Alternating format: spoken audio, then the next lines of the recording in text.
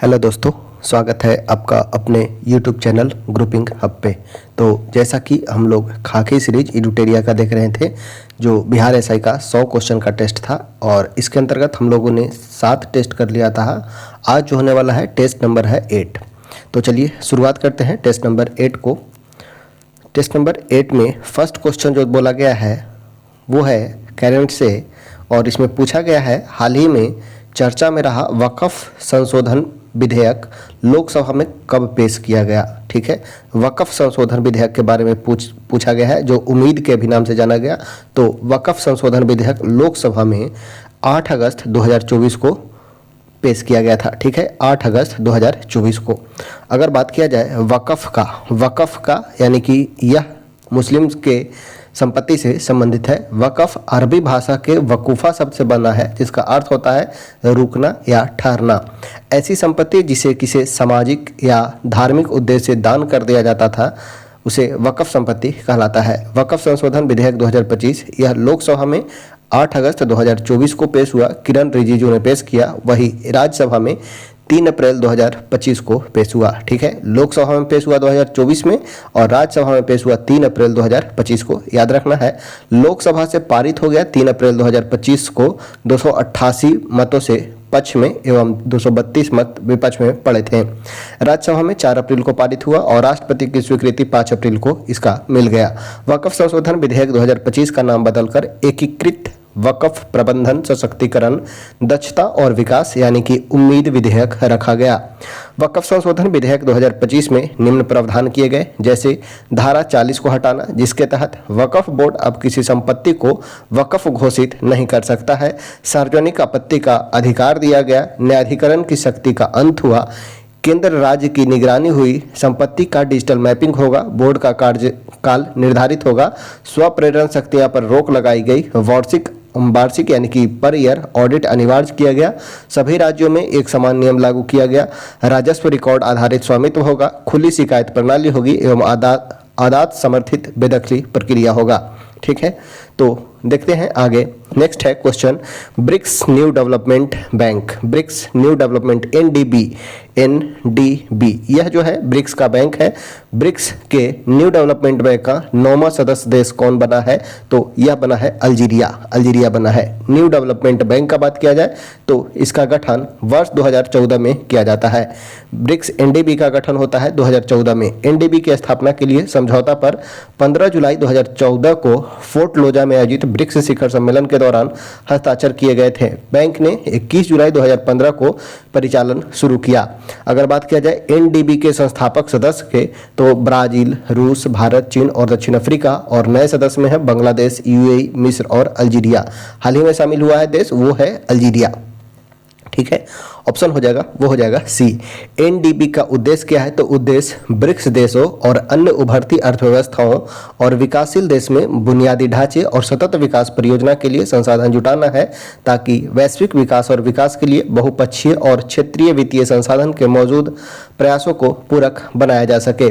Next है, हाल ही में चर्चा में रहा भार्गवास्त्र का संबंध किससे है? भार्गवास्त्र का संबंध है स्वार्म ड्रोन विरोधी सिस्टम से। ऑप्शन हो जाएगा वो हो जाएगा सी, स्वार्म ड्रोन विरोधी सिस्टम से। भारत की एक स्वदेशी माइक्रो मिसाइल प्रणाली है जो झुंड ड्रोनों और अन्य छोटे ड्रोन खतरों से निपटने के लिए विकसित किया गया है। हाल ही में इसका सफल परीक्षण उड़ीसा में किया गया। भार्गवास्त्र का निर्माण economic explosive limited EEL Nagpur स्थित सोलर ग्रुप की सहायक कंपनी द्वारा किया गया है। भार्गवास्त्र का अगर रेंज बात किया जाए तो 5 से 6 किलोमीटर है। नेक्स्ट है क्वेश्चन नंबर 4 है, किस आईआईटी द्वारा मिट्टी में मौजूद विषैले प्रदूषकों को खत्म करने के लिए बैक्टीरिया विकसित किया गया है? मिट्टी में मौजूद विषैले प्रदूषकों को खत्म करने के लिए बैक्टीरिया विकसित किया है आईआईटी बॉम्बे ने। आईआईटी बॉम्बे के शोधकर्ता ने ऐसे बैक्टीरिया की खोज किया है जो मिट्टी में मौजूद विषैले प्रदूषकों को खत्म करने के साथ ही उपयोगी पोषक तत्व को बढ़ाने में सहायक साबित होगा। General environmental technology and innovation में प्रकाशित हालिया अध्ययन के मुताबिक शोधकर्ता ने मिट्टी से कार्बनिक प्रदूषक को हटाने के लिए विशेष जीवाणु प्रजाति स्यूडोमोनास और एस्टिनोबैक्टर का उपयोग किया है। ये बैक्टीरिया पौधे को पौधे के विकास, हार्मोन को बढ़ावा देने, हानिकारक कवक के विकास को रोकने और पौधे को आवश्यक पोषक तत्वों को आसानी से उपलब्ध कराने में मदद करते हैं।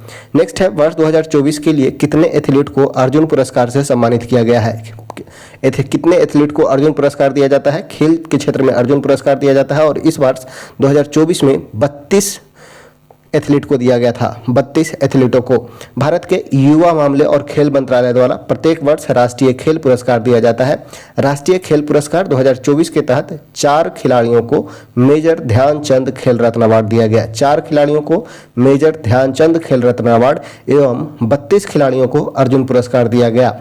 मनु भाकर, ये 4 खिलाड़ी कौन है? तो 4 खिलाड़ी में है मनु भाकर, हरमनप्रीत सिंह, डी गुकेश और प्रवीण कुमार को मेजर ध्यानचंद खेल रत्न पुरस्कार से सम्मानित किया गया। नाम याद रखना है, मनु भाकर, हरमनप्रीत सिंह, डी गुकेश और प्रवीण कुमार। मनु भाकर, हरमनप्रीत सिंह, डी गुकेश और प्रवीण कुमार, ये 4 खिलाड़ी हैं जिन्हें मेजर ध्यानचंद खेल रत्न अवार्ड दिया गया। नेक्स्ट है, आईसीसी अंडर 19 महिला T20 विश्व कप 2025 का आयोजन किस देश में किया गया? आईसीसी अंडर 19 महिला T20 वर्ल्ड कप 2025 का आयोजन कहाँ किया गया? तो यह हुआ था मलेशिया में। आईसीसी अंडर 19 महिला T20 2025 का आयोजन मलेशिया में 18 जनवरी से 2 फरवरी तक किया गया। इस विश्व कप में भारत ने दक्षिण अफ्रीका को 9 विकेट से हराकर खिताब हासिल किया है। यह लगातार दूसरी बार है जब भारत ने यह खिताब जीता है। नेक्स्ट है, क्वेश्चन नंबर है 7th, राष्ट्रीय मानवाधिकार आयोग के अध्यक्ष के रूप में किन्हें नियुक्त किया गया है? राष्ट्रीय मानवाधिकार आयोग के अध्यक्ष बने हैं वी रामासुब्रमण्यम। ऑप्शन हो जाएगा, वो हो जाएगा ए। सर्वोच्च न्यायालय के पूर्व न्यायाधीश जस्टिस वी रामासुब्रमण्यम राष्ट्रीय मानवाधिकार आयोग के नए अध्यक्ष दिसंबर 2024 में बनाए गए हैं। जस्टिस वी रामासुब्रमण्यम राष्ट्रीय मानवाधिकार के 9वें अध्यक्ष के रूप में बने हैं। अध्यक्ष के साथ ही मानवाधिकार आयोग के लिए 2 नए सदस्यों की नियुक्ति भी राष्ट्रपति ने 2024 में की है, जिसमें प्रियंका कानूनगो तथा जस्टिस विद्युत रंजन सारंगी शामिल हैं। जस्टिस वी रामासुब्रमण्यम सितंबर 2019 से 29 जून 2023 तक सर्वोच्च न्यायालय में न्यायाधीश रहे थे। इससे पूर्व वह हिमाचल प्रदेश उच्च न्यायालय के मुख्य न्यायाधीश भी रहे हैं। राष्ट्रीय मानवाधिकार आयोग के प्रथम अध्यक्ष का बात किया जाए तो जस्टिस रंगनाथ मिश्र राष्ट्रीय मानवाधिकार आयोग के प्रथम अध्यक्ष थे। नेक्स्ट है, क्वेश्चन नंबर है 8, फरवरी 2025 में भारत के कितने नए वेटलैंड्स को रामसर साइट्स का दर्जा दिया गया? फरवरी 2025 में भारत के कितने वेटलैंड्स को रामसर साइट्स का दर्जा दिया गया? तो यह दिया गया था 4 और इसके साथ हुआ था 89 वेटलैंड साइट्स। अभी का बात किया जाए तो वर्तमान में 91 वेटलैंड साइट्स हैं। वर्तमान में अगर वेटलैंड्स का बात किया जाए तो वर्तमान में 91 वेटलैंड साइट हैं। इस 4 के बाद 2 अन्य वेटलैंड साइट्स बने हैं, वो राजस्थान के एक फलोदी में खिच्चन वेटलैंड्स और उदयपुर में मीनार वेटलैंड्स, दोनों राजस्थान में हैं और इसके साथ अभी वर्तमान में 91 वेटलैंड्स साइट्स हैं। फरवरी 2025 में भारत के 4 नए वेटलैंड्स को रामसर साइट्स में शामिल किया गया। इसमें झारखंड का उधवा झील, याद रखना है, झारखंड का उधवा झील, यह झारखंड राज्य का प्रथम आर्द्रभूमि स्थल है और तमिलनाडु का थेरथंगल पक्षी अभयारण्य और सकरकोट्टई पक्षी अभयारण्य, यानी कि तमिलनाडु में 2 बढ़े हैं, झारखंड में एक उधवा झील बना है और सिक्किम का है खेचियोपल्ली वेटलैंड्स। यह सिक्किम का भी पहला है और झारखंड का भी पहला है। वही अगर बात किया जाए सबसे अधिक आर्द्रभूमि स्थल का तो तमिलनाडु में सबसे अधिक आर्द्रभूमि स्थल है। फरवरी 2025 तक भारत में कुल 89 रामसर साइट्स शामिल थे। अभी का बात किया जाए तो अभी वर्तमान में 91 रामसर साइट्स हैं। नेक्स्ट है, हाल ही में किस राज्य सरकार ने दीनदयाल उपाध्याय भूमिहीन कृषि मजदूर कल्याण योजना शुरुआत किया है? कौन सा राज्य सरकार ने दीनदयाल उपाध्याय भूमिहीन कृषि मजदूर कल्याण योजना शुरुआत किया है? तो यह किया गया है छत्तीसगढ़ राज्य सरकार के द्वारा। छत्तीसगढ़ की सरकार ने राज्य के भूमिहीन कृषि मजदूरों के लिए महत्वाकांक्षी योजना दीनदयाल उपाध्याय भूमिहीन कृषि मजदूर योजना लाया है। इस योजना के द्वारा राज्य के ऐसे कृषि मजदूर जिनके पास स्वयं की भूमि न हो, उनको राज्य सरकार द्वारा प्रत्येक वर्ष 10,000 रुपये की आर्थिक सहायता दी जाएगी। नेक्स्ट है, 2025-26 के लिए बिहार का राजकोषीय घाटा लक्षित कितना है? तो यह लगभग 3% है। राजकोषीय घाटा बिहार का रहा है 2025-26 के लिए 3%। नेक्स्ट है, सुनीता विलियम्स का वह सहकर्मी जो उनके साथ अंतरिक्ष में फंसा था, उनका नाम था कौन? तो वो थे बुच विल्मोर। सुनीता विलियम्स और बैरी बुच विल्मोर नासा के अंतरिक्ष यात्री हैं जो हाल ही में अंतरिक्ष अंतर्राष्ट्रीय अंतरिक्ष स्टेशन पर लंबे समय तक रहने के बाद पृथ्वी पर लौटे हैं। उनका मिशन, जो शुरू में लगभग एक सप्ताह के लिए योजनाबद्ध था, उन्हें घर लाने वाले बोइंग स्टारलाइनर अंतरिक्ष यान में तकनीकी समस्या के कारण अप्रत्याशित रूप से लंबा हो गया। स्पेसएक्स क्रू ड्रैगन कैप्सूल द्वारा बचाए जाने से पहले उन्हें लगभग 9 महीने वहां अंतरिक्ष में बिताए थे। नेक्स्ट है क्वेश्चन नंबर है 12। किस राज्य सरकार द्वारा वन संरक्षण के लिए महाभारत वाटिका की स्थापना की गई है? किस राज्य सरकार ने वन संरक्षण के लिए महाभारत वाटिका की स्थापना किया है? महाभारत वाटिका यानी कि महाभारत रामायण से संबंधित जो पेड़ पौधे हुआ करते थे उन्हें संरक्षण के लिए तो महाभारत वाटिका लॉन्च किया गया है उत्तराखंड राज्य सरकार के द्वारा। महाभारत वाटिका उत्तराखंड वन विभाग द्वारा शुरू किया गया है। यह धर्म, संस्कृति और पर्यावरण के रूप में प्रमुख पहल है। इस वाटिका में उन पौधों का संग्रह किया गया है जिसके बारे में प्राचीन धार्मिक ग्रंथ जैसे वेद, महाभारत और रामायण में पढ़ने को मिला है। यह वाटिका न केवल पर्यावरण संरक्षण को बढ़ावा देती है बल्कि लोगों को भारतीय पौराणिक धरोहर से भी जोड़ती है। नेक्स्ट है 18वां भारत वन स्थिति रिपोर्ट 2023 के अनुसार क्षेत्रफल की दृष्टि से सबसे अधिक वन एवं वृक्ष आवरण वाले शीर्ष 3 राज्य कौन से हैं?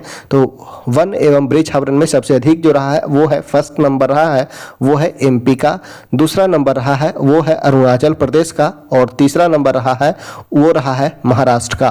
तो वो हो जाएगा एप्पल, मध्य प्रदेश, अरुणाचल प्रदेश और महाराष्ट्र। 18वीं भारत वन स्थिति रिपोर्ट 2023 के अनुसार क्षेत्रफल की दृष्टि से सबसे अधिक वन एवं वृक्ष आवरण वाले शीर्ष 3 राज्य हैं मध्य प्रदेश, अरुणाचल प्रदेश और महाराष्ट्र। क्षेत्रफल की दृष्टि से सर्वाधिक वन आवरण वाले शीर्ष 3 राज्य हैं मध्य प्रदेश, अरुणाचल प्रदेश और छत्तीसगढ़। नेक्स्ट है क्वेश्चन नंबर है 14। हाल ही में किस देश के संसद द्वारा पर्वत को कानूनी व्यक्ति का दर्जा दिया गया है? किस देश के संसद के द्वारा पर्वत को कानूनी व्यक्ति का दर्जा दिया गया है? तो यह दिया है न्यूजीलैंड की संसद ने। न्यूजीलैंड की संसद ने। ऑप्शन हो जाएगा वो हो जाएगा डी। नेक्स्ट है 76वें गणतंत्र दिवस समारोह 2025 के मुख्य अतिथि के रूप में कौन शामिल हुए हैं? तो इंडोनेशिया के राष्ट्रपति प्राबोवो सुबियांतो। भारत के 76वें गणतंत्र दिवस समारोह 2025 के मुख्य अतिथि के रूप में इंडोनेशिया के राष्ट्रपति प्राबोवो सुबियांतो ने भाग लिया। प्राबोवो सुबियांतो इंडोनेशिया के चौथे राष्ट्रपति हैं जो मुख्य अतिथि के तौर पर भाग लेंगे। भारत के पहले गणतंत्र दिवस पर इंडोनेशिया के ही राष्ट्रपति सुकर्नो भारत के मुख्य अतिथि थे। गणतंत्र दिवस 2025 की मुख्य थीम रहा है स्वर्णिम भारत, विरासत और विकास। नेक्स्ट है बिहार के कितने व्यक्तियों को वर्ष 2025 में पद्म पुरस्कार देने की घोषणा किया गया है? पद्म पुरस्कार, पद्मश्री, पद्म विभूषण और पद्मश्री, यह 3 पुरस्कार है जो पद्म पुरस्कार के अंतर्गत आता है। इसमें बिहार से कितने व्यक्ति हैं? तो बिहार से 7 व्यक्ति हैं। बिहार से 7 व्यक्ति हैं।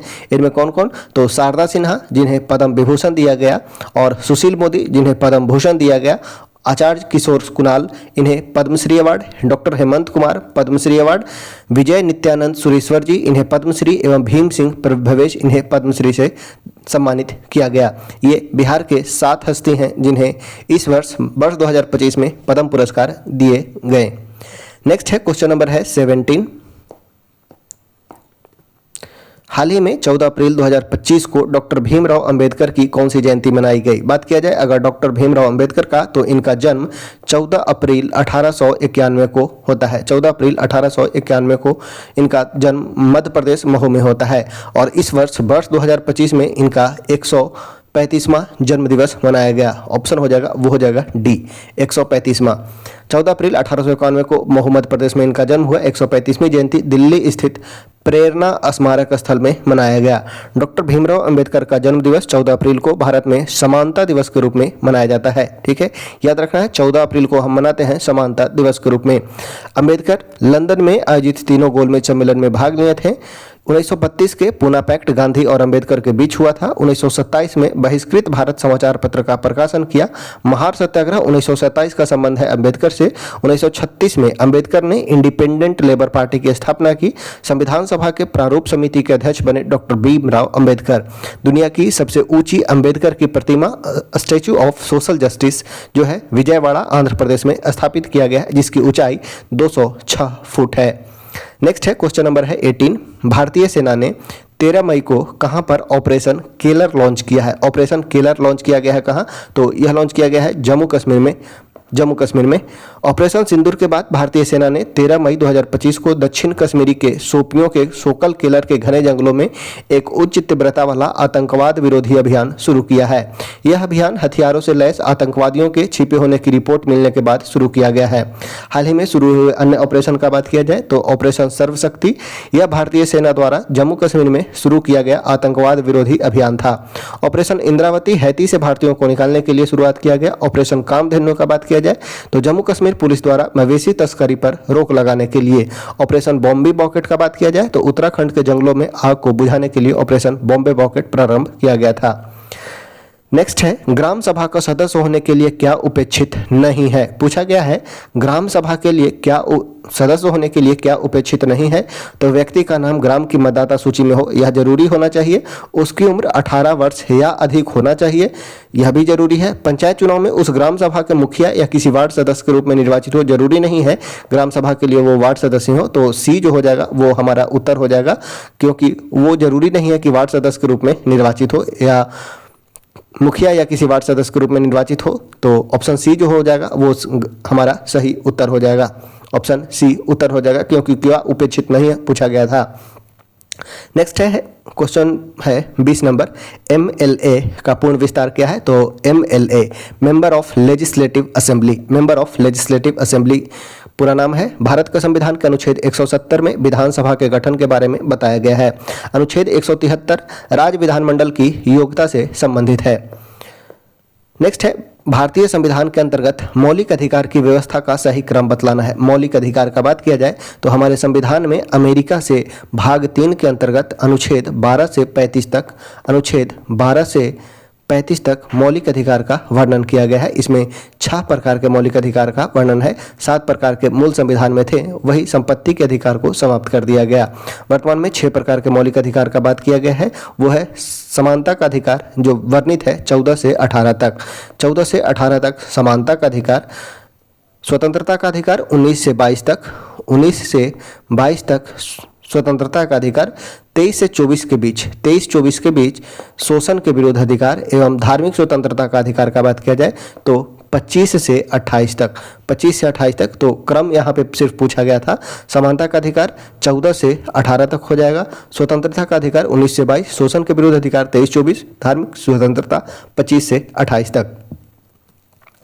तो ऑप्शन हो जाएगा वो हो जाएगा डी। नेक्स्ट है, लोकतंत्र बचाओ का नारा। लोकतंत्र बचाओ का नारा किस पार्टी द्वारा दिया गया था। तो यह दिया था जनता पार्टी ने। लोकतंत्र बचाओ का नारा वर्ष 1977 में दिया था जनता पार्टी की सरकार ने। 1977 में लोकसभा चुनाव में जयप्रकाश नारायण के नेतृत्व में जनता पार्टी ने नारा दिया लोकतंत्र बचाओ। जनता पार्टी के आपातकाल के दौरान हुई ज्यादतियों को समाप्त करने और नागरिक आज़ादी को बहाल करने का वादा किया।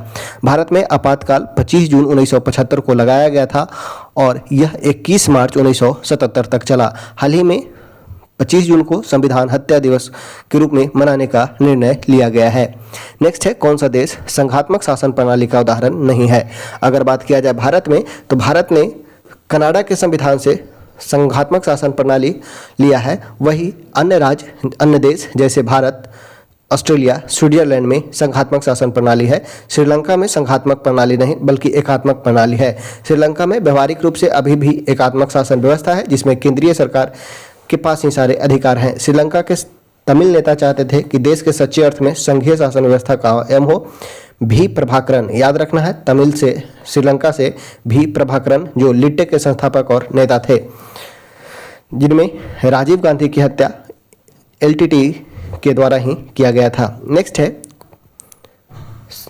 उत्तर को सम्मिलित करना है 1 को 2 से। फ्रांस से क्या लिया गया है। अगर बात किया जाए भारतीय संविधान में फ्रांस की क्रांति से समानता, स्वतंत्रता और बंधुत्व जो नारा था वो हमारे प्रस्तावना में लिया गया है। फ्रांस से लिया गया है स्वतंत्रता, समानता एवं बंधुत्व।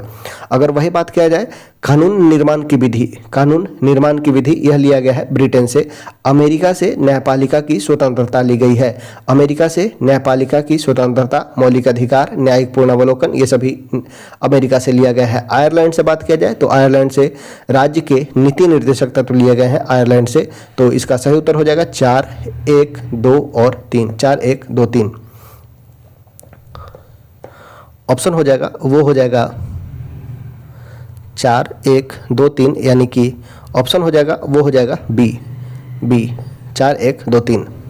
नेक्स्ट है क्वेश्चन नंबर है 25, मंत्रिपरिषद के आकार की अधिकतम सीमा को निर्धारित करने वाला 91वां संविधान संशोधन अधिनियम कब पारित किया गया? मंत्रिपरिषद के आकार की अधिकतम सीमा को निर्धारित करने वाला 51वां संविधान संशोधन अधिनियम कब पारित किया गया? तो यह पारित किया गया था वर्ष 2003 में।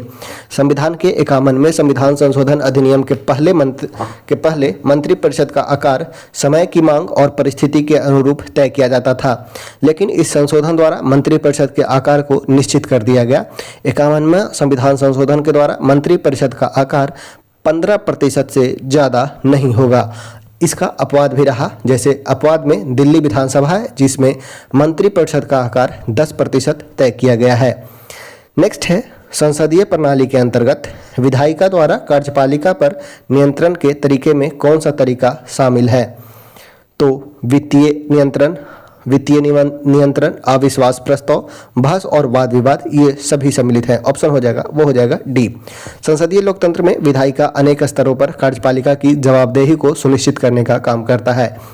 यह काम नीति निर्माण, कानून और नीति को लागू करने तथा कानून या नीति के लागू होने के बाद वाली अवस्था यानी किसी भी स्तर पर किया जा सकता है। विधायिका यह काम कई तरीकों से करता है, जैसे बहस और चर्चा के द्वारा, कानून की स्वीकृति या अस्वीकृति के द्वारा, वित्तीय नियंत्रण के द्वारा या अविश्वास प्रस्ताव के द्वारा। नेक्स्ट है क्वेश्चन नंबर है 27, निम्नलिखित संवैधानिक व्यवस्था पर विचार कीजिए। संसद विधि द्वारा किसी राज्य के क्षेत्रफल में अनुच्छेद 3 के तहत वृद्धि कर सकता है। बिल्कुल सही है, यह बिल्कुल सही है। संसद विधि द्वारा संसद संघ में नए राज्यों को अनुच्छेद 4 के तहत प्रवेश दे सकता है।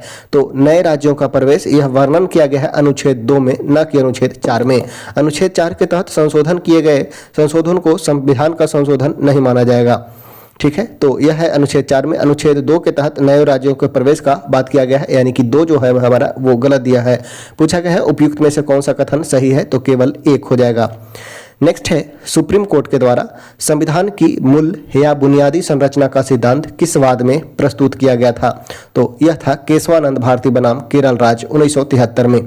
केशवानंद भारती बनाम केरल राज्य, मूल या बुनियादी संरचना, बेसिक प्रिंसिपल, बेसिक स्ट्रक्चर, यह जो थ्योरी दिया गया था वो दिया गया था केशवानंद भारती बनाम केरल राज्य में, जिसके तहत यह बोला गया कि संविधान में परिवर्तन या प्रस्तावना में परिवर्तन किया जा सकता है, लेकिन मूल संरचना में बदलाव नहीं होना चाहिए। भारतीय संविधान के विकास को जिस बात ने बहुत दूर तक प्रभावित किया वह है संविधान की मूल संरचना का सिद्धांत। इस सिद्धांत को न्यायपालिका ने केशवानंद भारती के प्रसिद्ध मामले से प्रतिपादित किया था। केशवानंद भारती केस में 13 न्यायाधीश जो 7-6 के पीठ से अपना फैसला सुनाया। नेक्स्ट है कार्नेलाइट किस धातु का अयस्क है? कार्नेलाइट का बात किया जाए तो इसका फॉर्मूला होता है KCl MgCl2, KCl MgCl2.6H2O। तो यह पोटेशियम और मैग्नीशियम का हो जाएगा। तो यहाँ पे पोटेशियम ऑप्शन में है, तो पोटेशियम का अयस्क हो जाएगा कार्नेलाइट। अगर बात किया जाए पोटेशियम का तो एक याद रखना है नाइट्रेट। ठीक है, नाइट्रेट और कार्नेलाइट, नाइट्रेट और कार्नेलाइट पोटेशियम का अयस्क है। वही अगर बात किया जाए एल्युमिनियम का तो एल्युमिनियम का बॉक्साइट, कोरंडम, फ्लेडस्पार, क्रायोलाइट, एलुनाइट और कायोलिन, ये सभी एल्युमिनियम के अयस्क हैं। सोडियम का चिली साल्टपीटर, ट्रोना, बोरेक्स, ये सोडियम के अयस्क है। मैग्नीशियम का मैग्नेसाइट, डोलेमाइट, एप्सम साल्ट, किस्टेराइट, कॉर्नेलाइट, ये मैग्नीशियम के अयस्क हैं। ठीक है, देखिए कॉर्नेलाइट जो अयस्क है वो पोटेशियम का साथ साथ मैग्नीशियम का, पोटेशियम का साथ साथ मैग्नीशियम का भी अयस्क है। कैल्शियम का बात किया जाए तो कैल्शियम का अयस्क है डोलेमाइट, कैल्सेटाइट, जिप्सम, फ्लोरोस्पार और एस्बास्टस, ये सभी कैल्शियम का अयस्क है। नेक्स्ट है किस वैज्ञानिक ने स्थिर अनुपात के नियम को प्रतिपादित किया था? स्थिर अनुपात का नियम यह दिया गया था जोसेफ प्रॉस्ट के द्वारा। जोसेफ प्रॉस्ट ने स्थिर अनुपात का नियम दिया। अगर बात किया जाए जॉन डाल्टन को तो इन्होंने परमाणु सिद्धांत दिया था। परमाणु सिद्धांत, यह जॉन डाल्टन के द्वारा दिया गया था। स्थिर अनुपात का बात किया जाए तो स्थिर अनुपात के नियम का प्रतिपादन 1787 में जोसेफ प्रोस्ट ने दिया था। इस नियम के अनुसार किसी रासायनिक यौगिक में अवयवी तत्व सदैव एक निश्चित द्रव्यमान के अनुपात में विद्यमान होते हैं। जैसे जल H2O में हाइड्रोजन और ऑक्सीजन हमेशा 1:8 के अनुपात में ही मौजूद होगा। नेक्स्ट देखते हैं किस बिंदु पर फ़ारेनहाइट तापमान सेंटीग्रेड तापमान का दुगुना होता है, तो वह होता है 160 degree Celsius, 160 degree Celsius. Next है कौन सा कथन गलत है, निम्नलिखित में गलत कथन की पहचान करें। गलत कथन इनमें से कौन सा होगा। अम्लीय वर्षा ज्यादातर नाइट्रोजन और सल्फर के ऑक्साइड के कारण होता है, बिल्कुल सही है। अम्लीय वर्षा एसिटिक रेन, जब वर्षा का पीएच मान 5.5 से या 5.6 से कम हो तो उसे अम्लीय वर्षा कहते हैं और यह मुख्य रूप से नाइट्रोजन और सल्फर के ऑक्साइड के कारण होता है। क्लोरोफ्लोरोकार्बन CFC ओजोन परत क्षरण के लिए जिम्मेदार है, बिल्कुल सही है। ग्रीन हाउस प्रभाव ग्लोबल वार्मिंग के लिए जिम्मेदार है, यह भी सही है। ओजोन परत सूर्य से आने वाली अवरक्त विकिरण को पृथ्वी तक नहीं पहुंचने देता है। पृथ्वी अवरक्त विकिरण नहीं बल्कि अल्ट्रावायलेट रेज को नहीं पहुंचने देता है। अवरक्त विकिरण नहीं बल्कि पराबैंगनी विकिरण को नहीं पहुंचने देता है ओजोन परत। तो यहाँ पे अवरक्त नहीं बल्कि यह हो जाएगा पराबैंगनी विकिरण को रोकता है, यानी कि डी जो है हमारा गलत स्टेटमेंट है। नेक्स्ट है आधुनिक आवर्त सारणी में आवर्त किसका मान दर्शाता है। आधुनिक आवर्त सारणी में आवर्त किसका मान दर्शाता है, तो प्रिंसिपल क्वांटम नंबर का, प्रिंसिपल क्वांटम प्रधान क्वांटम संख्या का। क्वांटम संख्या का बात किया जाए तो ये 4 होते हैं क्वांटम संख्या, प्रिंसिपल, एजीमुथल, मैग्नेटिक और स्पिन क्वांटम नंबर। आवर्त सारणी में तत्वों का एक सारणीबद्ध व्यवस्था है जो उनके परमाणु संख्या, इलेक्ट्रॉनिक विन्यास, रासायनिक गुण के आधार पर बनाई जाती है। सबसे बाहरी कोण या संयोजकता कोश के लिए प्रधान क्वांटम संख्या का मान आधुनिक आवर्त सारणी में एक आवर्त को इंगित करता है। किसी परमाणु में इलेक्ट्रॉन की स्थिति और ऊर्जा का वर्णन करने के लिए प्रयुक्त संख्याओं के समूह को क्वांटम संख्या कहते हैं। इसमें परमाणु में इलेक्ट्रॉन के गुण का वर्णन करने के लिए 4 प्रकार के क्वांटम संख्या उपयोग की जाती है। वह मुख्य क्वांटम संख्या जिसे n के द्वारा सूचित किया जाता है, कोणीय गति या एजीमुथल क्वांटम संख्या जिसे l के द्वारा सूचित किया जाता है, मैग्नेटिक क्वांटम नंबर m के द्वारा और स्पिन क्वांटम नंबर s के द्वारा सूचित किया जाता है। आवर्त सारणी के साथ हमें परमाणु के भीतर इलेक्ट्रॉन की ऊर्जा और स्थानिक वितरण को समझने में मदद करती है। नेक्स्ट है बीज और फल किसके द्वारा बनता है। बीज किसके द्वारा बनता है, तो अंडाशय से फल का निर्माण होता है, वही बीजांड से बीज का निर्माण होता है। अंडाशय से फल बनते हैं और बीजांड से बीज बनते हैं। ऑप्शन हो जाएगा वो हो जाएगा ए। बीज और फल पौधे में निषेचन के परिणाम स्वरूप बनते हैं। अंडाशय से फल और बीजांड से बीज का निर्माण होता है। नेक्स्ट है कोशिका की निम्नलिखित में कौन सा भाग निर्जीव है। कोशिका का भाग जो निर्जीव अवस्था में है वो है रिक्तिका यानी कि वैक्यूल्स, ठीक है। ऑप्शन हो जाएगा वो हो जाएगा बी। जीवित अंग वे हैं जिनमें प्रोटोप्लाज्म होता है और कोशिका के भीतर विभिन्न चयापचय गतिविधि को पूर्ण करता है। कोशिका द्रव और केंद्रक एक साथ प्रोटोप्लाज्म के रूप में जाने जाते हैं। यह कोशिका का जीवित पदार्थ है। माइटोकॉन्ड्रिया, एंडोप्लाज्मिक रेटिकुलम, गोल्गी उपकरण, लाइसोसोम, राइबोसोम इत्यादि ये कोशिका के जीवित अंग हैं। जबकि रिक्तिका यानी कि वैक्यूल्स कोशिका का वह हिस्सा है जो कोशिका द्रव से खाली होता है और निर्जीव अंग बनाता है। नेक्स्ट है क्वेश्चन नंबर है 36। फायर अलार्म में निम्नलिखित में किसका उपयोग किया जाता है। फायर अलार्म में हम यूज करते हैं फोटो सेल्स का। ऑप्शन हो जाएगा वो हो जाएगा सी। फायर अलार्म में उपयोग किया जाता है फोटो सेल्स का। फायर अलार्म में फोटो सेल का उपयोग किया जाता है। इसे फोटो इलेक्ट्रिक सेल भी कहते हैं जो प्रकाश ऊर्जा को विद्युत ऊर्जा में परिवर्तित करता है। सौर सेल प्रकाश ऊर्जा को विद्युत ऊर्जा में चेंज करता है। नेक्स्ट है टाइफाइड और कॉलरा उदाहरण है कैसे रोग का। टाइफाइड और कॉलरा ये जल जन्य रोग हैं। टाइफाइड और कॉलरा का बात किया जाए तो ये जल जन्य रोग हैं। साल्मोनेला टाइफी बैक्टीरिया द्वारा दूषित जल के पीने से टाइफाइड होता है एवं विब्रियाई कोलोरी से संदूषित जंतु या भोजन खाने से कॉलरा रोग होता है। नेक्स्ट है मनुष्य में एफ्लाटॉक्सिन। एफ्लाटॉक्सिन खाद्य विषाक्तता द्वारा सामान्यतः कौन सा अंग प्रभावित होता है, तो प्रभावित अंग है वो है यकृत, लीवर। एफ्लाटॉक्सिन कुछ कवक जैसे स्पर्जिलस और पेनिसिलियम आदि द्वारा उत्पन्न भोजन विषाक्तता है जिसका प्रभाव मनुष्य के यकृत पर पड़ता है। यकृत मानव शरीर की सबसे बड़ी ग्रंथि है जिसका भार लगभग 1500 ग्राम होता है। यकृत कोशिका हेपेरिन नामक प्रतिस्कंदक पदार्थ का स्रवण करती है जो रुधिर वाहिनियों में रुधिर को जमने से रोकता है। नेक्स्ट है तिलचट्टे के कितने पंख होते हैं और कितने पैर होते हैं? तो तिलचट्टा में 3 जोड़ी पैर होती है और 2 जोड़े पंख होते हैं। तिलचट्टा यानी कि कॉकरोच में 3 जोड़ी पैर होते हैं और 2 जोड़ी पंख होते हैं। ऑप्शन हो जाएगा, वो हो जाएगा बी। नेक्स्ट है, निम्नलिखित में किस उपकरण का उपयोग किसी भी तरल पदार्थ के प्रवाह की दर मापने के लिए किया जाता है? तो वह है venturi meter. Venturi meter option हो जाएगा, वो हो जाएगा डी।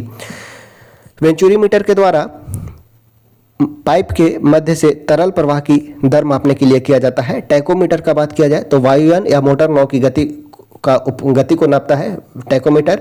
रडार का बात किया जाए तो दूर से आने वाली वाहनों की गति और दिशा को ज्ञात किया जाता है रडार के द्वारा। स्पीडोमीटर लगाया जाता है, गतिमान वाहनों की गति मापने वाला यंत्र है स्पीडोमीटर। नेक्स्ट है, हार्मोन शब्द का बात किया जाए तो हार्मोन शब्द सबसे पहले किसके द्वारा दिया गया था?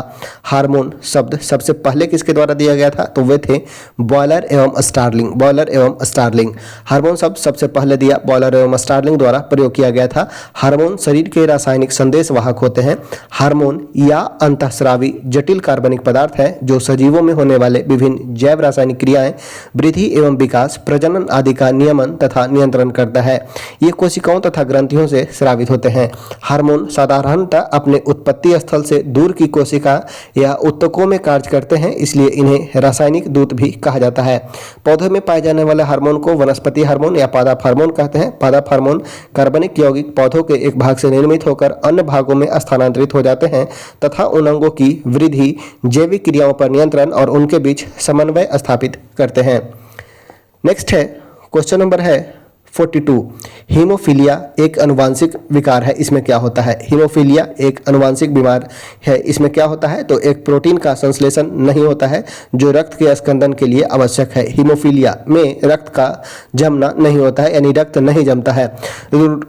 एक प्रोटीन का संश्लेषण है जो रक्त के स्कंदन के लिए आवश्यक है। रुधिर जमने की प्रक्रिया में कई प्रोटीन भाग लेते हैं, जिसकी कमी के कारण चोट लगने पर रुधिर लगातार बहता है। हीमोफीलिया रोग में प्रोटीन का संश्लेषण नहीं होता है जो रक्त स्कंदन के लिए आवश्यक है। ऑप्शन हो जाएगा, वो हो जाएगा बी।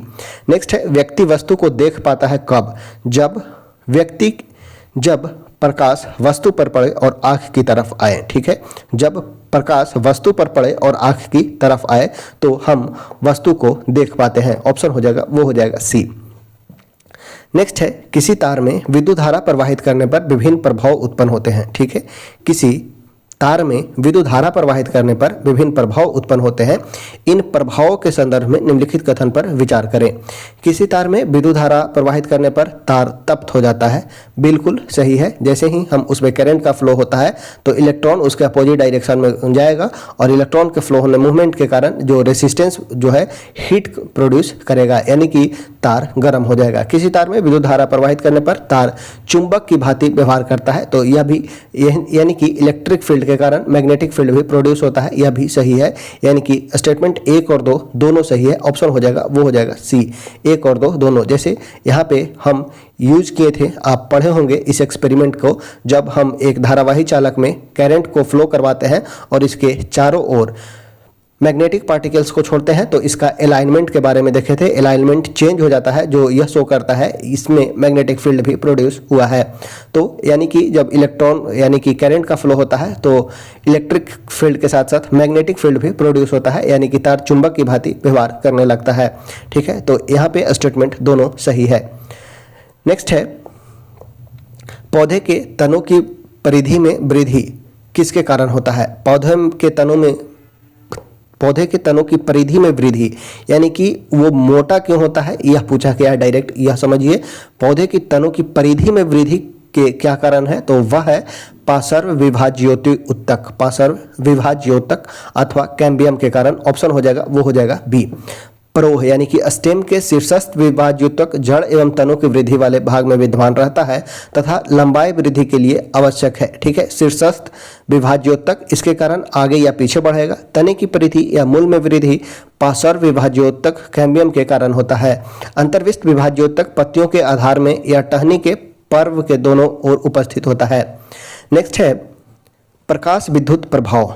प्रकाश विद्युत प्रभाव की खोज किसके द्वारा किया गया था? Photo electric effect Henry Rudolf Hertz के द्वारा खोज किया गया था। प्रकाश विद्युत प्रभाव, photo electric effect Henry Rudolf Hertz ने प्रकाश विद्युत प्रभाव की खोज की, जिसके बाद में अल्बर्ट आइंस्टीन ने इसकी व्याख्या की थी। आवृत्ति यानी कि फ्रीक्वेंसी की एसआई मात्रा का नाम इन्हीं के सम्मान में हर्ट्ज रखा गया। इन्होंने जेसी मैक्सवेल के विद्युत चुंबकीय सिद्धांत को प्रयोग की पुष्टि की थी। नेक्स्ट है 47 नंबर, नाभिकीय संलयन के बारे में पूछा गया है। नाभिकीय संलयन के संदर्भ में निम्नलिखित कथन पर विचार करें। नाभिकीय संलयन अभिक्रिया के दौरान दो हल्के नाभिकों को जोड़कर एक भारी नाभिक बनाया जाता है। बिल्कुल भी यह सही है। दो हल्के नाभिक, दो या दो से अधिक नाभिक मिलकर एक बड़े नाभिक का निर्माण करते हैं। नाभिकीय संलयन में सामान्यतः हाइड्रोजन अथवा हाइड्रोजन समस्थानिक हीलियम उत्पन्न किया जाता है। यह भी बिल्कुल सही है। हाइड्रोजन या हाइड्रोजन के समस्थानिक से हीलियम बनाया जाता है नाभिकीय संलयन प्रोसेस के तहत। नाभिकीय संलयन अभिक्रिया सूर्य तथा अन्य तारों की विशाल ऊर्जा का स्रोत है। तो यहाँ पे जो स्टेटमेंट है तीनों सही है, 1 2 3 तीनों सही बतलाया गया है। ठीक है, ऑप्शन हो जाएगा वो हो जाएगा सी। नेक्स्ट है, मनुष्य में 2 बार बढ़ने वाले दांतों की संख्या कितनी है? मनुष्य में 2 बार बढ़ने वाले दांतों की संख्या कितनी है? तो वह हो जाएगा 20। ठीक है, मनुष्य में कितने दांत 2 बार बढ़ते हैं? तो 20 दांत 2 बार बढ़ते हैं। बात किया जाए मनुष्य का दांत का, तो मनुष्य का दांत डाइफोडेंट होता है। डाइफोडेंट होता है यानी कि विषम दंती होता है, यानी कि अलग अलग प्रकार के दांत होते हैं। और ये 4 प्रकार मनुष्य में बात किया जाए तो 4 प्रकार के इंसाइजर, कैनाइन, प्रीमोलर और मोलर, ये 4 प्रकार के दांत होते हैं। कृंतक, रत्नक, चवर्णक और अर्ध चवर्णक। अगर बात किया जाए मनुष्य में दांतों की संख्या, तो दांतों की संख्या होता है 32। यहाँ से 2 फॉर्मूला याद रखिएगा, एक है 21-23। ठीक है, 21-23 मनुष्य का अगर डेंटल फॉर्मूला का बात किया जाए तो यह हो जाएगा 21-23। और 21-02 यह बच्चा का जो बच्चा होता है उसका दांत जो होता है उसका फॉर्मूला है। प्राइमरी एज का टीथ का जो फॉर्मूला है वो है 21-02, यानी कि इसमें प्री मोलर की संख्या नहीं पाई जाती है एवं मोलर की संख्या 1 कम होती है। याद रखना है, प्री मोलर बच्चों में नहीं पाया जाता है, यानी कि 0 होते हैं। वही अगर बात किया जाए तो 21-23 यानी कि इसका कर लीजिएगा 4 गुना, यानी कि 2 1 3 और 2 5 3 8, 8 गुने 4 करेंगे तो 32। ये जा का जबड़ा में जो दंत पाए जाते हैं उसके एक पार्ट का यह फॉर्मूला बतलाया गया है 21-23 और 21-02। मनुष्य में दांत जो होते हैं 2 बार आते हैं, जिसमें 20 दांत जो है अस्थायी होते हैं, जो लगभग 6 वर्ष की उम्र में गिर जाते हैं। ठीक है, कृंतक का काम है भोजन को काटने में मदद करता है, इनकी संख्या 8 होती है। रत्नक भोजन को फाड़ने में मदद करता है, संख्या 4 होता है। चवर्णक की संख्या 12 होती है, भोजन को पीसने में मदद करता है। और अग्र चवर्णक इसकी संख्या 8 होती है, जो भोजन को कुचलने में मदद करता है। नेक्स्ट है 48 के बाद है 49। टेनिस कोर्ट की शपथ किस क्रांति से संबंधित है? तो टेनिस कोर्ट का शपथ यह संबंध है फ्रांसीसी क्रांति से। टेनिस कोर्ट की शपथ फ्रांसीसी क्रांति से संबंधित है। टेनिस कोर्ट की शपथ का प्रस्ताव जीने जोसेफ मैनियर द्वारा रखा गया था। हेज के अनुसार टेनिस कोर्ट की शपथ फ्रांसीसी क्रांति का वास्तविक आरंभ था। टेनिस कोर्ट की शपथ दैवीय अधिकारों पर आधारित निरंकुश राजतंत्र की समाप्ति एवं जन इच्छा पर आधारित सीमित राजतंत्र के आरंभ होने की घोषणा थी। फ्रांस की क्रांति की शुरुआत 14 जुलाई 1789 को बेस्टिल फोर्ट पर आक्रमण से प्रारंभ हुआ।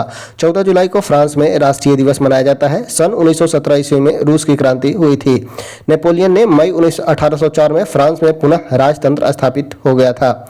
नेक्स्ट है, टीपू सुल्तान ने जैकोबिन क्लब की स्थापित करने में किस देश के सैनिकों की मदद की थी? टीपू सुल्तान ने जैकोबिन क्लब को स्थापित करने में किस देश के सैनिकों की मदद की थी? तो फ्रांस के। ऑप्शन हो जाएगा वो हो जाएगा बी। जैकोबिन क्लब मूलतः फ्रांसीसी क्रांति से जुड़ा हुआ एक क्लब था, जिसे स्वतंत्रता, समानता, बंधुत्व एवं लोकतंत्र में गहरी आस्था थी। टीपू सुल्तान भी लोकतंत्र में अत्यधिक निष्ठा था और वह एक महान राजनयिक था। टीपू सुल्तान 1797 में श्रीरंगपट्टनम में जैकोबिन क्लब स्थापित करने में फ्रांसीसी सैनिकों की मदद की थी। टीपू सुल्तान को मैसूर का बाघ कहा जाता है। इनकी मृत्यु 1799 में कर्नाटक के श्रीरंगपट्टनम में अंग्रेजों द्वारा कर दिया गया था और चतुर्थ आंग्ल मैसूर युद्ध के समय में ही इनकी मृत्यु 1799 में हो गई थी। नेक्स्ट है, सूची 1 को 2 से सम्मिलित करना है। बहिष्कृत भारत का बात किया जाए तो बहिष्कृत भारत एक पत्रिका था जो वर्ष 1927 में B.R. अम्बेडकर ने प्रारंभ किया था। वही बहिष्कृत हितकर्मी सभा का बात किया जाए तो डॉक्टर भीमराव अंबेडकर ने ही वर्ष 1924 में स्थापित किया था बहिष्कृत हितकर्मी सभा। अखिल भारतीय अनुसूचित जाति महासंघ, इसकी स्थापना वर्ष 1942 में की गई थी। अखिल भारतीय हरिजन संघ का बात किया जाए तो अखिल भारतीय हरिजन संघ, इसके संस्थापक है महात्मा गांधी। महात्मा गांधी ने अखिल भारतीय हरिजन संघ की स्थापना वर्ष 1932 में की थी। तो ऑप्शन हो जाएगा 2143, 2143 ऑप्शन हो जाएगा, वो हो जाएगा सी। नेक्स्ट है, निम्न में से किस संस्था को भारतीय राष्ट्रीय कांग्रेस का अग्रदूत माना जाता है? किस संस्था को भारतीय राष्ट्रीय कांग्रेस का अग्रदूत माना जाता है? तो वह था Indian association, Indian association option हो जाएगा, वो हो जाएगा सी। इंडियन एसोसिएशन भारतीय राष्ट्रीय कांग्रेस का अग्रदूत के रूप में जाना जाता है। इसका लक्ष्य भारत में ब्रिटिश सरकार के कार्यों के विरुद्ध संपूर्ण देश में लोगों को एक साथ लाना था। इस प्रकार यह राष्ट्रीय स्तर पर अग्रणी संगठन था और भारतीय राष्ट्रीय कांग्रेस के एक अग्रदूत संगठन के रूप में इसकी यह जाना जाता है।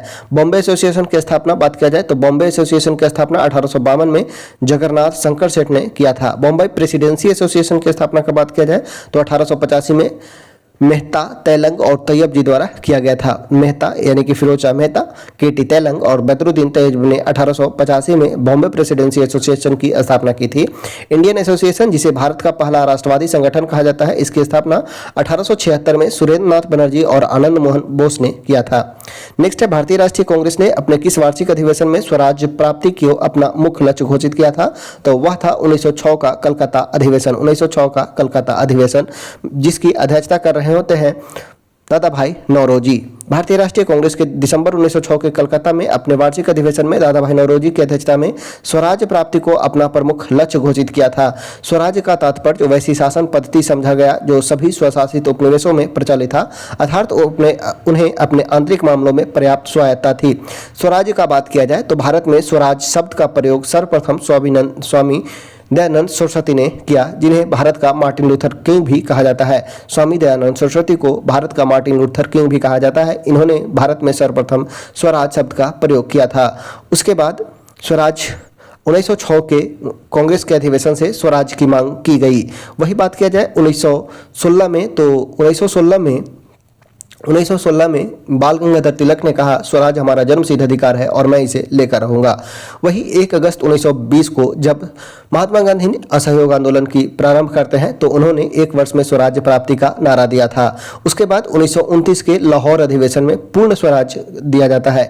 यहाँ पूर्ण स्वराज को स्वराज से कंफ्यूज नहीं करना है। पूर्ण स्वराज जब भी पूछा जाएगा तो पूर्ण स्वराज का संबंध है 1929 के लाहौर अधिवेशन में पूर्ण स्वराज की बात की गई थी। वही स्वराज्य प्राप्ति का बात किया गया था 1906 के कलकत्ता अधिवेशन में, जिसकी अध्यक्षता कर रहे हैं दादा भाई नौरोजी। नेक्स्ट है, युगांतर नामक क्रांतिकारी साप्ताहिक पत्र का प्रकाशन किसके द्वारा किया गया था? तो थे बरिंद्र कुमार घोष और भूपेंद्र नाथ दत्त। बरिंद्र कुमार घोष और भूपेंद्र नाथ दत्त। अप्रैल 1906 में अनुशीलन समिति के 2 सदस्य बरिंद्र कुमार घोष और भूपेंद्र नाथ दत्त ने युगांतर नामक साप्ताहिक पत्र का प्रकाशन किया था। युगांतर पत्रिका ने क्रांतिकारी विचारों के प्रसार में महत्वपूर्ण भूमिका निभाई थी। नेक्स्ट है 55, निम्नलिखित क्रांतिकारी घटना गतिविधियां को क्रम अनुसार सजाना है। कामगाटा मारू की घटना यह हुआ था 1914 में। कामगाटा मारू का बात किया जाए तो यह हुआ था वर्ष 1914 में। मनिक तल्ला षड्यंत्र केस का बात किया जाए तो यह हुआ वर्ष 1908 में। गदर पार्टी की स्थापना होता है वर्ष 1913 में। गदर पार्टी का स्थापना लाला हरदयाल के द्वारा सैन फ्रांसिस्को में किया जाता है। वायसराय लॉर्ड हार्डिंग के काफिले पर बम फेंका जाता है, यह होता है 1912 में। 1912 में तो यहाँ पे पूछा गया है क्रम अनुसार सजाना है, तो सबसे पहले हो जाएगा 8, उसके बाद 12, 13, 14। ठीक है, 8 यानी कि बी, 12 यानी कि डी, 13 यानी कि सी और 14 यानी कि 8। बी डी सी ए हो जाएगा, ऑप्शन हो जाएगा वो हो जाएगा C. B D C A option number हो जाएगा वो हो जाएगा सी। नेक्स्ट है राम मोहम्मद सिंह आज़ाद। राम मोहम्मद सिंह आज़ाद, देखिए नाम में ही अर्थ छुपा है। राम भगवान का नाम, मोहम्मद सिंह आज़ाद, यह किस क्रांतिकारी का नाम था? तो यह था उधम सिंह का नाम। उधम सिंह को किस लिए याद किया जाता है? तो उधम सिंह वे व्यक्ति थे जो 1940 में लंदन में जाकर माइकल ओडायर की हत्या की थी। ठीक है, उधम सिंह, इनका नाम है राम मोहम्मद सिंह आज़ाद। कई इतिहासकार का मानना है कि यह हत्याकांड ओडायर और अन्य ब्रिटिश अधिकारी का यह सुनियोजित षड्यंत्र था जो, ठीक है, राम मोहम्मद सिंह आज़ाद उधम सिंह का अन्य नाम था, यह ध्यान देना है। मोहनजोदड़ो से प्राप्त महान स्नानागार का परिमाप क्या था? यह पूछ लिया गया है। तो यह था 11.8 मीटर लंबा, 7.01 मीटर चौड़ा और 2.43 मीटर गहरा। मोहनजोदड़ो हड़प्पा सभ्यता का सर्वाधिक महत्वपूर्ण स्थल माना जा सकता है। यहाँ से महत्वपूर्ण सार्वजनिक स्थान महान स्नानागार का साक्ष्य प्राप्त हुआ है।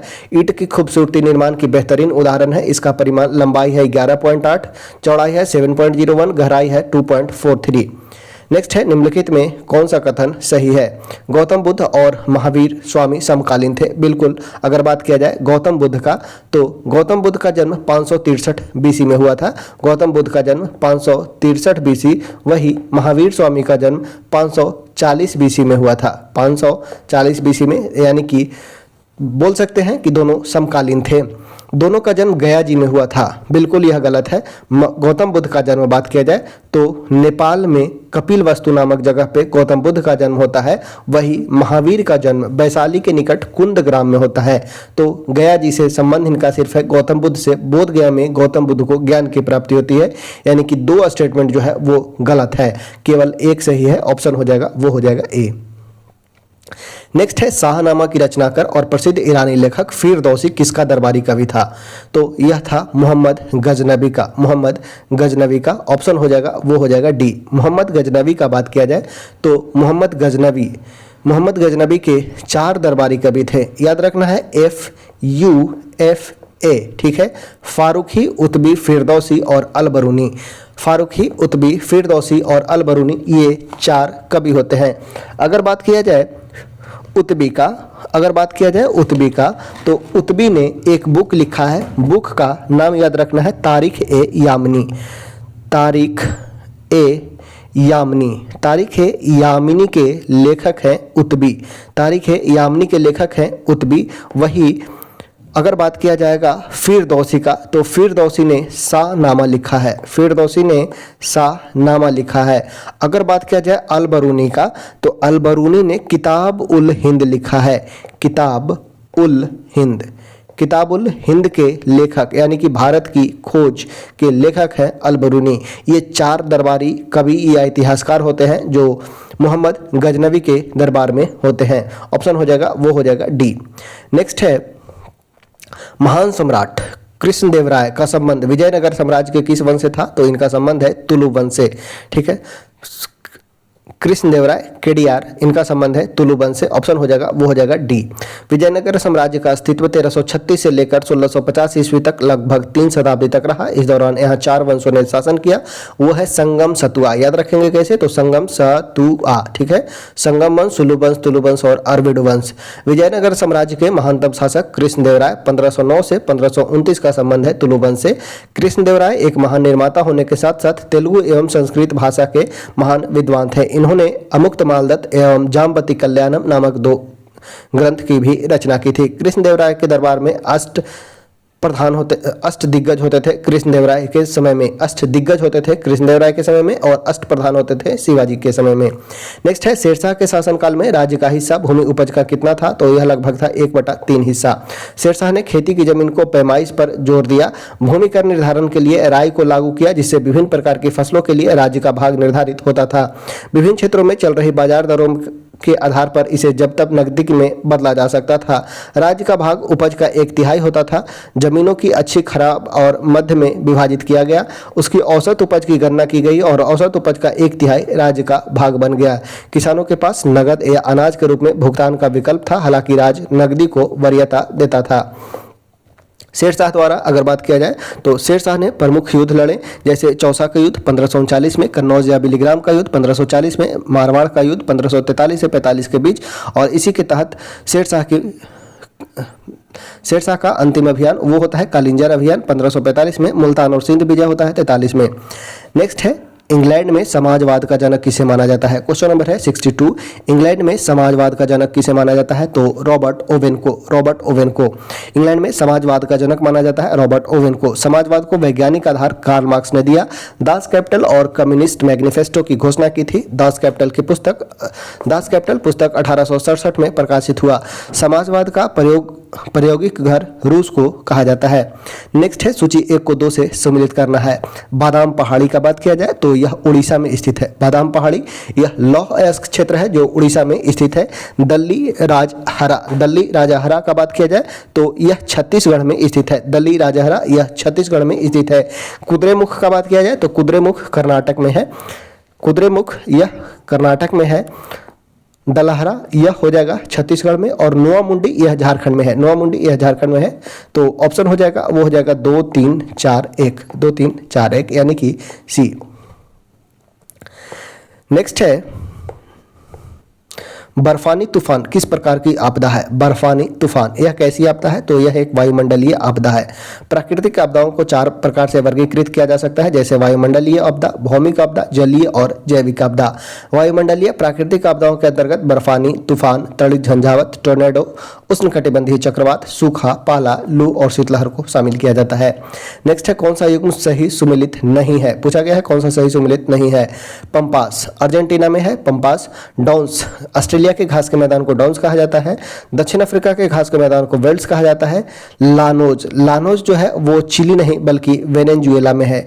वेनेजुएला में है लानोज, ठीक है।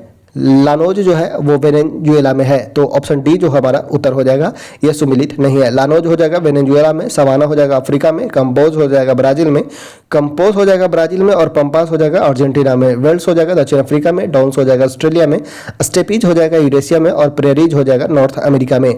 ठीक है। नेक्स्ट देखते हैं निम्नलिखित नगरों या शहरों में कौन सा भारत का पिट्सबर्ग कहलाता है? तो भारत का पिट्सबर्ग कहलाता है जमशेदपुर को भारत का पिट्सबर्ग कहा जाता है। भारत का पिट्सबर्ग जमशेदपुर को कहा जाता है। यह भारत का पहला इस्पात शहर है। 1907 में टाटा स्टील प्लांट जमशेदपुर में स्थापित किया गया था। जमशेदपुर को खनिज संपदा में समृद्ध होने के कारण भारत का स्टील शहर या पिट्सबर्ग के रूप में जाना जाता है। दुर्गापुर इस्पात संयंत्र पश्चिम बंगाल में है। भिलाई औद्योगिक नगर छत्तीसगढ़ के दुर्ग जिला में है। राउरकेला वह उड़ीसा में स्थित है।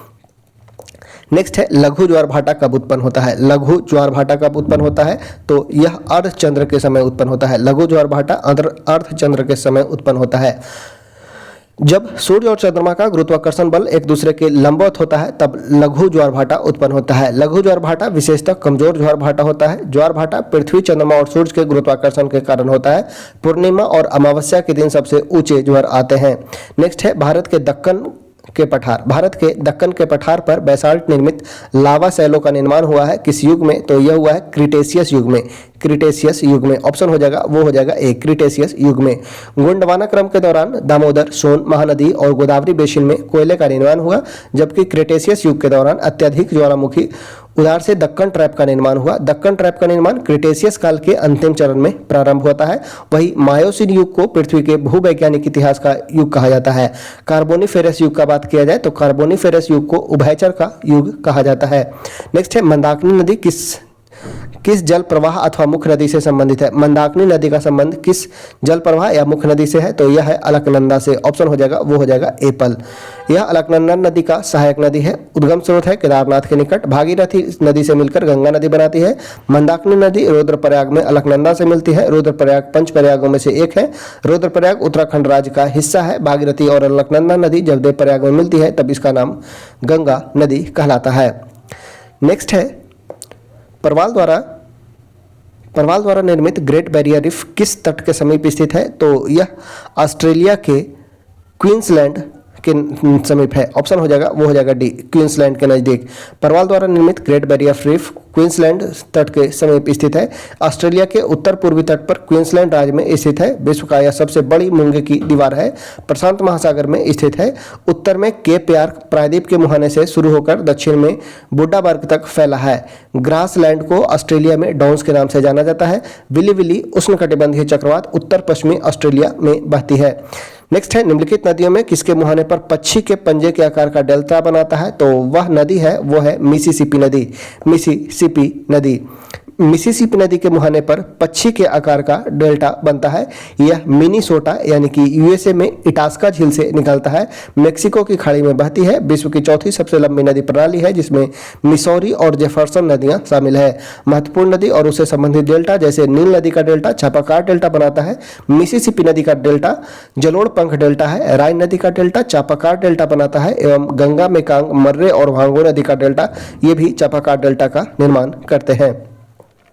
निम्नलिखित पर्वत श्रेणी को दक्षिण से उत्तर की ओर सजाना है। दक्षिण से उत्तर की ओर सजाना है तो यह हो जाएगा सबसे दक्षिण में वो हो जाएगा पीर पंजाल, उसके बाद हो जाएगा जौस्कर, लद्दाख और काराकोरम। ऐसे याद रखेंगे, उत्तर से दक्षिण का क्रम KLJP, ठीक है, KLJP, काराकोरम, लद्दाख, जौस्कर और पीर पंजाल, ठीक है। तो ऑप्शन हो जाएगा वो हो जाएगा डी। दक्षिण से उत्तर की ओर बोला गया था तो पहले हो जाएगा पीर पंजाल, जौस्कर, लद्दाख और काराकोरम श्रेणी। ऑप्शन हो जाएगा वो हो जाएगा डी। नेक्स्ट है सबसे अधिक स्थिर पारिस्थितिकी तंत्र कौन सा है, तो वह हो जाएगा महासागर। सबसे स्थिर पारिस्थितिकी तंत्र हो जाएगा वो हो जाएगा महासागर। महासागर पारिस्थितिकी तंत्र सबसे अधिक स्थिर पारिस्थितिकी तंत्र है।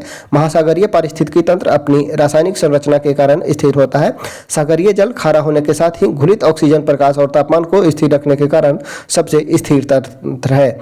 नेक्स्ट है जैव विविधता के विनाश का क्या कारण है। जैव विविधता यानी कि बायोडाइवर्सिटी, जैव विविधता का विनाश का क्या कारण है, तो जीवों के प्राकृतिक आवास की कमी हो रही है, पर्यावरण प्रदूषण बढ़ रहा है, वनों का विनाश हो रहा है। तो इनमें से सभी हो जाएगा, इनमें से सभी। भारत में जैव विविधता संरक्षण के लिए 2002 में अधिनियम आया था। भारत में 4 जैव विविधता हॉटस्पॉट है। अंतर्राष्ट्रीय जैव विविधता दिवस या 22 मई को मनाया जाता है। नेक्स्ट है प्रमुख मत्स्य क्षेत्र। मत्स्य क्षेत्र ग्रैंड बैंक कहाँ स्थित है, तो ग्रैंड बैंक यह उत्तरी अटलांटिक महासागर में स्थित है, उत्तरी अटलांटिक महासागर में। ऑप्शन हो जाएगा वो हो जाएगा सी। प्रमुख मत्स्य क्षेत्र ग्रैंड बैंक उत्तरी अटलांटिक महासागर में स्थित है। विश्व की सबसे संपन्न मछली पकड़ने का क्षेत्र है ग्रैंड बैंक और डोगर बैंक उथले समुद्री क्षेत्र है। यह ठंडे और गर्म पानी की धाराएं मिलती हैं जो मछली उत्पादन या प्रजनन के लिए अनुकूल वातावरण प्रदान करती है। चीन विश्व में सर्वाधिक मछली का उत्पादन करता है। नेक्स्ट है सूची 1 को 2 से सम्मिलित करना है। नामदफा का बात किया जाए तो नामदफा वन्यजीव अभयारण्य यह अरुणाचल प्रदेश में स्थित है। पेरियार का बात किया जाए तो यह केरल में है। बांदीपुर यह कर्नाटक में है और केबुल लमजाओ पार्क यह मणिपुर में है। केबुल लमजाओ नेशनल पार्क तैरता हुआ पक्षी अभयारण्य है, यह मणिपुर में स्थित है। तो यहां से हो जाएगा 2, पेरियार केरल में यानी कि 4, बांदीपुर कर्नाटक में 1, लेमजाओ मणिपुर में 2, 4, 1, 3 यानी कि ऑप्शन हो जाएगा वो हो जाएगा ए। नेक्स्ट है कौन सी अंतर्राष्ट्रीय संस्था मानव विकास रिपोर्ट जारी करता है। कौन सा अंतर्राष्ट्रीय संस्था मानव विकास रिपोर्ट जारी करता है, तो ह्यूमन डेवलपमेंट इंडेक्स यह जारी किया जाता है यूनाइटेड नेशन डेवलपमेंट प्रोग्राम के द्वारा, UNDP प्रोग्राम के द्वारा, UNDP। मानव विकास सूचकांक 2025 में भारत का स्थान 130वां है। मानव विकास report 2025 United Nation Development Programme UNDP की स्थापना 1965 में किया गया। इसका मुख्यालय न्यूयॉर्क में स्थित है। मानव विकास रिपोर्ट 1990 से UNDP के द्वारा जारी किया जाता है। नेक्स्ट है आधुनिकीकरण में क्या शामिल है। आधुनिकीकरण में क्या सम्मिलित है, तो आधुनिकीकरण यानी कि मॉडर्नाइजेशन में नवीन प्रौद्योगिकी का प्रयोग, सामाजिक दृष्टिकोण में परिवर्तन लाना, ये दोनों सम्मिलित है। तो ऑप्शन हो जाएगा ए और बी दोनों, ए और बी दोनों। नेक्स्ट है UNCED। UNCED का पूर्ण रूप क्या होगा, UNCED तो United Nations conference on environment and development, United nation conference on environment and development, संयुक्त राष्ट्र पर्यावरण और विकास सम्मेलन, संयुक्त राष्ट्र पर्यावरण और विकास सम्मेलन, United Nations conference on environment and development. Next है वह दर जिस पर अनुसूचित वाणिज्यिक बैंक रिजर्व बैंक से रातों रात धन की अतिरिक्त राशि उधार ले सकती है, वह कहलाता है सीमांत अस्थायी सुविधा दर। सीमांत अस्थायी सुविधा दर, मार्जिनल स्टैंडिंग फैसिलिटी रेट, सीमांत अस्थायी सुविधा दर। ऑप्शन हो जाएगा वो हो जाएगा बी। नेक्स्ट है राष्ट्रीय आय लेखांकन का जन्मदाता किसे कहा जाता है। राष्ट्रीय आय लेखांकन का जन्मदाता कहा जाता है साइमन कुजनेट्स को, साइमन कुजनेट्स को। साइमन कुजनेट्स को राष्ट्रीय आय लेखांकन का प्रतिपादक माना जाता है। मूलतः बेलारूस के थे परंतु अमेरिकी नागरिकता प्राप्त कर ली। 1971 में उन्हें नोबेल पुरस्कार भी प्राप्त हुआ था। उन्होंने आर्थिक विकास, राष्ट्रीय आय लेखांकन का महत्वपूर्ण योगदान दिया था।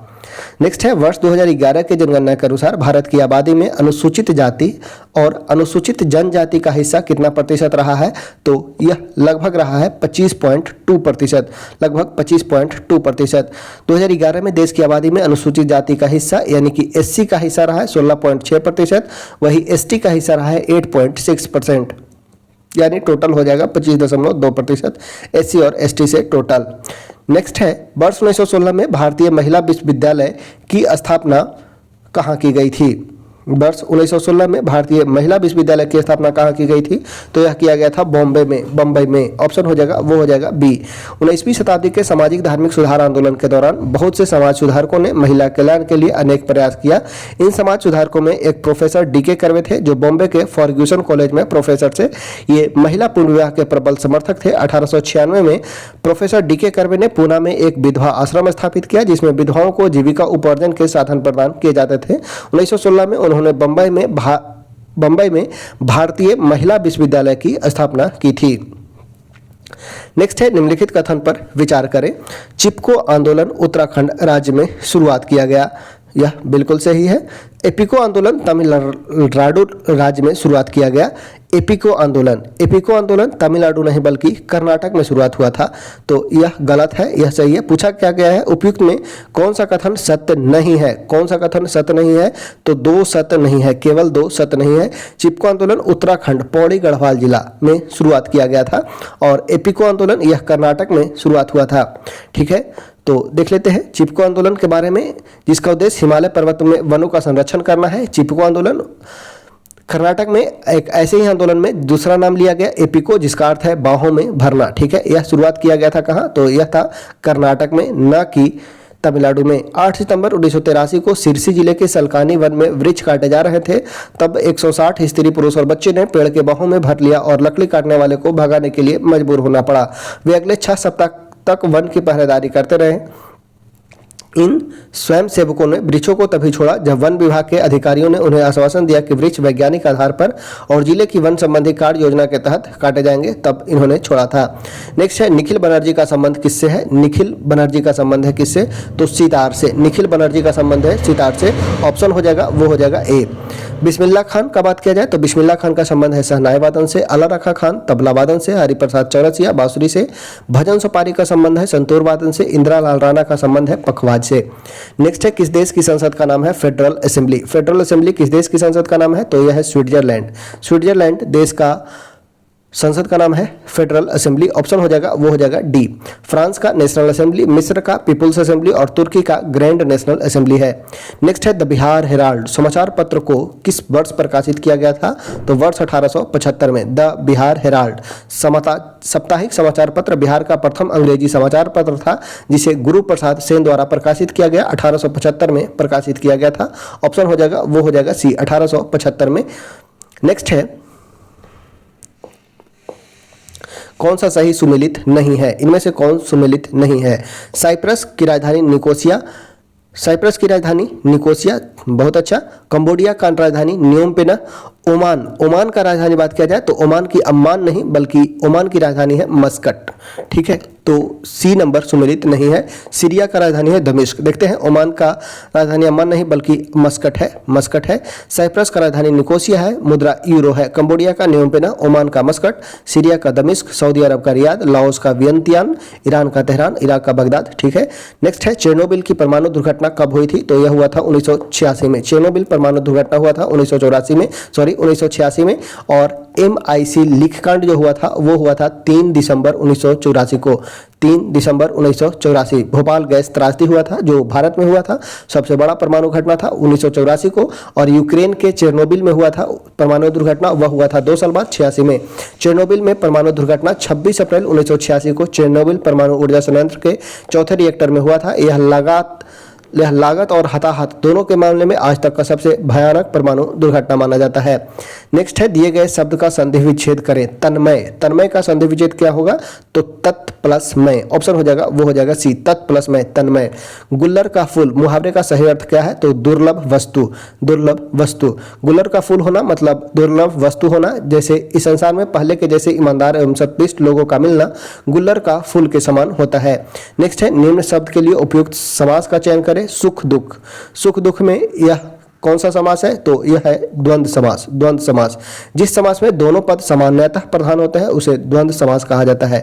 दोनों पद प्रधान होंगे, सुख भी दुख भी दोनों पद प्रधान है, तो यह हो जाएगा द्वंद्व समास। नेक्स्ट है, fill in the blanks with the most appropriate word. The archer missed the by an inch. The archer missed the aim by an inch, यानी कि जो धनुर्धारी था वो अपने टारगेट को ए की इंच से मिस कर गया, एम को मिस किया, ठीक है। दो the archer missed the aim by an inch, select the most appropriate one word substitution of the given words. A person who is self centred हो तो उसे इगोइस्ट कहते हैं, ठीक है, इगोइस्ट कहते हैं। ऑप्शन हो जाएगा, वो हो जाएगा ए, इगोइस्ट यानी कि अहमवादी। नैर्सिसिस्ट मीन्स होता है आत्ममुग्ध, इसेंट्रिक मीन्स होता है सनकी। नेक्स्ट है क्वेश्चन नंबर है 95। रमन और उनके पिता की आयु का अनुपात दिया गया है, उनकी आयु का गुणनफल दिया गया है, यानी कि 8 तरीके 24 एक्स स्क्वायर, दोनों को एक्स मानते हैं, 3 एक्स 8 एक्स, यानी कि 24 एक्स स्क्वायर का वैल्यू दिया है 1176, ठीक है। 24 एक्स स्क्वायर बराबर दिया गया है 1176, एक्स का वैल्यू यहाँ से निकालेंगे 1176 बटा 24, यहाँ से एक्स स्क्वायर का वैल्यू आएगा, एक्स स्क्वायर का वैल्यू आ जाएगा 49, एक्स का वैल्यू हो जाएगा 7। अब 7 से दोनों का वैल्यू निकालेंगे तो 4 वर्ष बाद इनकी आयु का अनुपात पूछा जा रहा था, तो x बराबर 7 हो जाएगा, तो 7 × 21 और 7 × 8 = 56, दोनों में 4 जोड़ देंगे, 21 × 4 = 25 और 56 × 4 = 60, यानी कि 25:60, यानी कि 5 × 25 और 5 से 12, यानी कि 5:12। ऑप्शन हो जाएगा, वो हो जाएगा ए। नेक्स्ट है यदि 3x + 5 का वैल्यू 20 के बराबर है, ठीक है, 3x + 5 का वैल्यू 20 के बराबर है, यानी कि 3x बराबर हो जाएगा, वो हो जाएगा 15 के, यानी कि x का वैल्यू हो जाएगा 5 के। तो क्या पूछा जा रहा था, x का वैल्यू, तो x का वैल्यू हो जाएगा 5।